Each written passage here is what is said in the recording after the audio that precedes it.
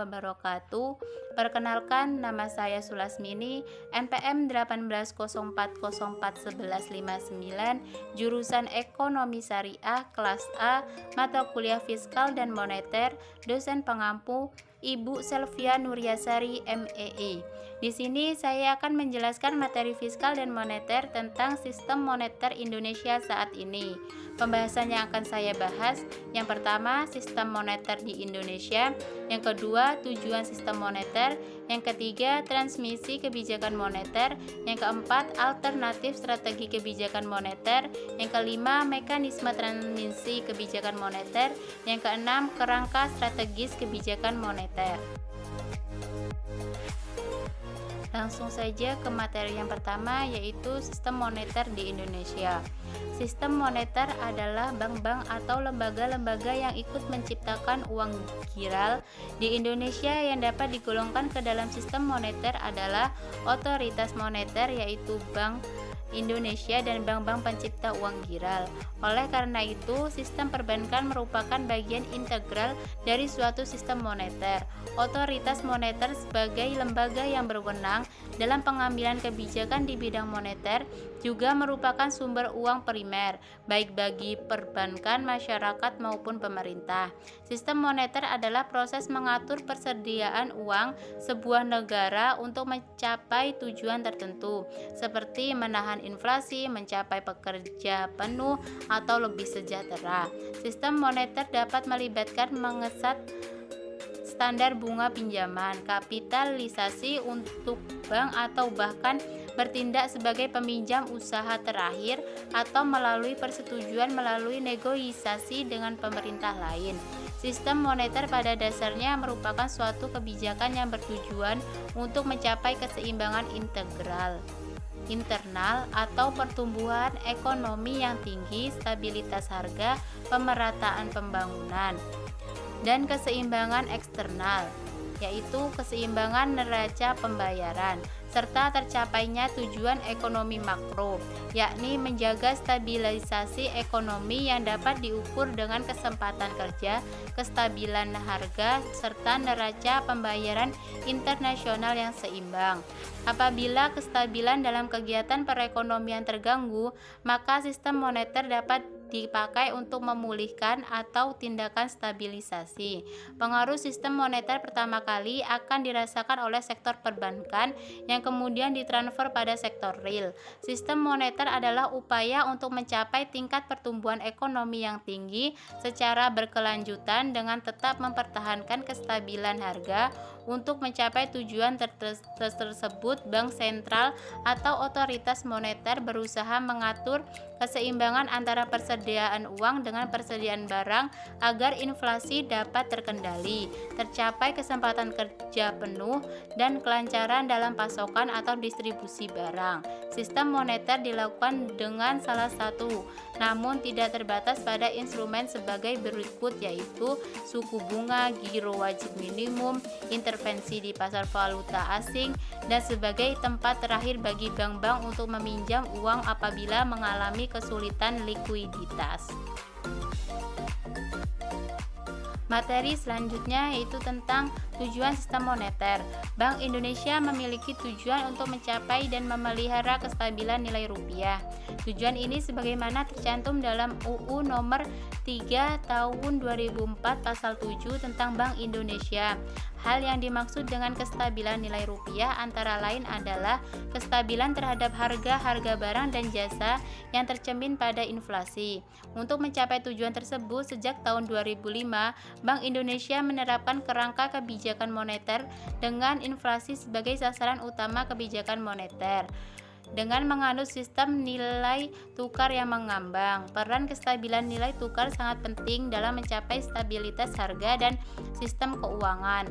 Oleh karenanya, Bank Indonesia juga menjalankan kebijakan nilai tukar untuk mengurangi volatilitas nilai tukar yang berlebihan, bukan untuk mengarahkan nilai tukar pada level tertentu. Dalam pelaksanaannya, Bank Indonesia memiliki kewenangan untuk melakukan kebijakan moneter melalui penetapan sasaran-sasaran moneter. dengan tujuan utama menjaga sasaran laju inflasi yang ditetapkan oleh pemerintah. Secara operasional, pengendalian sasaran-sasaran moneter tersebut menggunakan instrumen-instrumen antara lain operasi pasar terbuka di pasar uang baik rupiah maupun valuta asing, penetapan tingkat diskon, penetapan cadangan wajib minimum, dan pengaturan kredit atau pembiayaan. Bank Indonesia juga dapat melakukan cara-cara pengendalian moneter berdasarkan prinsip syariah. Selanjutnya, materi tentang transmisi kebijakan moneter.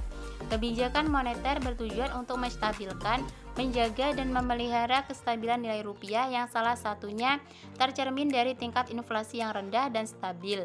Untuk mencapai tujuan itu, Bank Indonesia menetapkan suku bunga kebijakan BI Rate sebagai instrumen kebijakan utama untuk mempengaruhi aktivitas kegiatan perekonomian dengan tujuan akhir pencapaian inflasi. Namun, jalur atau transmisi dari keputusan BI Rate sampai dengan pencapaian sasaran inflasi tersebut sangat kompleks dan memerlukan waktu. Mekanisme bekerjanya perubahan BI Rate sampai mempengaruhi inflasi tersebut sering disebut sebagai mekanisme transmisi kebijakan moneter.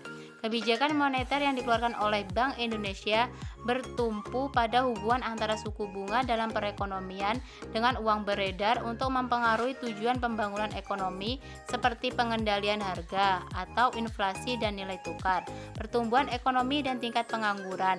Hal ini dimungkinkan karena otoritas moneter suatu negara pada umumnya memiliki otoritas tunggal dalam mencetak dan mengedarkan uang resmi negara, sehingga otoritas moneter dapat mempengaruhi suku bunga dalam perekonomian melalui kemampuannya mengubah jumlah uang beredar untuk mencapai tujuan akhir kebijakan. Terdapat berbagai jenis kebijakan moneter yang dalam pelaksanaannya sama-sama berusaha mempengaruhi uang primer. Dalam peredaran melalui perdagangan instrumen hutang atau kredit pemerintah pada operasi pasar terbuka, perbedaan dari berbagai jenis kebijakan moneter terletak pada instrumen yang dipilih dan target antara yang dituju. Selanjutnya, materi tentang alternatif strategi kebijakan moneter. Dari serangkaian pilihan kebijakan yang harus diambil oleh pemerintah dalam mencoba mengatasi tekanan-tekanan eksternal, terlihat bahwa kebijakan moneter dan nilai tukar memiliki peran penting dalam penerapan kebijakan penyesuaian. Kebijakan moneter adalah salah satu instrumen kebijakan pengurangan pengeluaran, sedangkan kebijakan nilai tukar adalah salah satu instrumen kebijakan pengalihan pengeluaran. Paul tahun 1970 mengidentifikasi 3 alternatif strategi kebijakan moneter, yaitu strategi jangkar uang beredar atau money stock targeting, strategi jangkar suku bunga atau interest rate targeting, dan strategi kombinasi sistematis antara sasaran volume uang beredar dan tingkat suku bunga. Ketiga strategi tersebut lebih relevan diterapkan di dalam suatu perekonomian tertutup atau derajat mobilitas modal rendah, atau di dalam suatu perekonomian terbuka yang menerapkan kebijakan nilai tukar mengambang, karena hanya di dalam kedua bentuk perekonomian tersebut otoritas moneter memiliki independensi penuh dalam mengendalikan jumlah uang beredar dan atau suku bunga domestik. Selanjutnya, materi tentang mekanisme transmisi kebijakan moneter. Mekanisme transmisi moneter dimulai dari tindakan bank sentral dengan menggunakan instrumen moneter, apakah OPT atau yang lain, dalam melaksanakan kebijakan moneternya. Tindakan itu kemudian berpengaruh terhadap aktivitas ekonomi dan keuangan melalui berbagai saluran transmisi kebijakan moneter, yaitu saluran uang, kredit, suku bunga, nilai tukar, harga aset, dan ekspektasi. Selanjutnya, materi tentang kerangka strategis kebijakan moneter. Seperti telah dijelaskan sebelumnya bahwa tujuan kebijakan yang ingin dicapai baik oleh kebijakan moneter maupun kebijakan makro pada umumnya adalah pencapaian stabilitas ekonomi makro seperti stabilitas harga atau rendahnya laju inflasi, pertumbuhan ekonomi serta tersedianya lapangan atau kesempatan kerja. Secara prinsip terdapat beberapa strategi dalam mencapai tujuan kebijakan moneter. Beberapa strategi pelaksanaan kebijakan moneter tersebut antara lain yang pertama, penargetan nilai tukar. Terdapat 3 alternatif dalam penargetan nilai tukar sebagai strategi pelaksanaan kebijakan moneter, yaitu yang pertama dengan menetapkan nilai mata uang domestik terhadap harga komoditas tertentu yang diakui secara internasional seperti emas. Yang kedua dengan menetapkan nilai mata uang domestik terhadap mata uang negara-negara besar yang mempunyai laju inflasi yang rendah.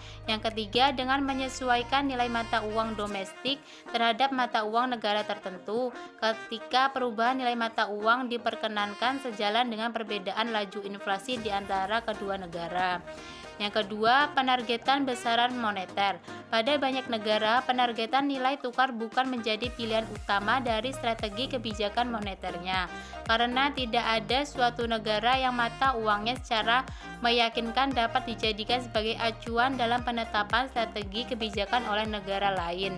Untuk itu, beberapa negara lebih memilih penargetan besaran moneter, yaitu dengan menetapkan pertumbuhan jumlah uang beredar sebagai sasaran antara. Misalnya uang beredar dalam arti sempit M1 dan dalam arti luas M2 serta kredit. Yang ketiga, penargetan inflasi. Dengan melemahnya hubungan antara besaran moneter dan sasaran akhir dari kebijakan moneter, banyak negara mulai mengadopsi penargetan inflasi dalam pelaksanaan kebijakan moneternya. Penargetan inflasi dilakukan dengan mengumumkan kepada publik mengenai target inflasi jangka menengah dan komitmen bank sentral untuk mencapai stabilitas harga sebagai tujuan jangka panjang dari kebijakan moneter.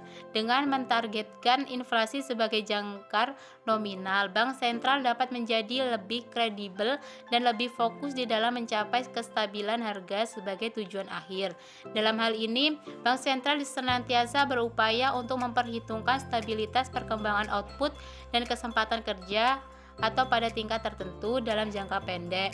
Selain itu, dalam rangka meminimumkan penurunan perkembangan output, bank sentral melakukan penyesuaian secara bertahap sasaran inflasi jangka menengah menuju ke arah sasaran langsung inflasi jangka panjang yang lebih rendah. Selanjutnya yang keempat, strategi kebijakan moneter tanpa jangkar yang tegas. Dalam rangka mencapai kinerja perekonomian yang memuaskan atau termasuk inflasi yang rendah dan stabil, strategi kebijakan moneter dapat dilakukan tanpa menerapkan penargetan secara tegas, tetapi tetap memberikan perhatian dan komitmen untuk mencapai tujuan akhir kebijakan moneter. Sekian materi yang bisa saya sampaikan.